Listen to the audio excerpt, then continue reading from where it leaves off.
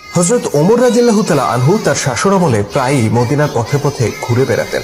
তার সাথে অধিকাংশ সময় থাকতেন একজন পরিচারক, যার নাম ছিল আসলাম। এভাবে ঘুরে বেড়ানোর উদ্দেশ্য ছিল সাধারণ মানুষের খোঁজ খবর নেয়া। কে অভাব অনটনে আছে, কোথায় এতিম শিশুরা না খেয়ে কষ্ট পাচ্ছে, কোথায় বিধবা নারীরা বঞ্চিত হচ্ছে, কার উনুনে খাবার চড়ে না, এসব বিষয় তালাশ করার জন্য মাইলকে মাইল পায়ে হেঁটে ঘুরে বেড়াতেন ওমর রাদিয়াল্লাহু তাআলা আনহু।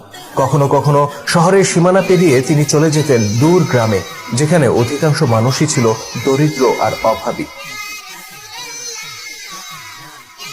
এমনই একদিনের ঘটনা। সারাদিন ঘুরে ঘুরে ভীষণ ক্লান্ত হয়ে পড়েন ওমর রাদিয়াল্লাহু তাআলা আনহু। তার সাথে ছিলেন পরিচারক আসলাম। খলিফাকে ক্লান্ত দেখে তিনি বলেন, আমিরুল মুমিনিন, চলুন আমরা ফিরে যাই। আপনি খুব ক্লান্ত হয়ে পড়েছেন, ঘরে গিয়ে একটু ঘুমিয়ে নিলে আপনার ক্লান্তি দূর হয়ে যেত। ওমর রাদিয়াল্লাহু তাআলা আনহু বললেন,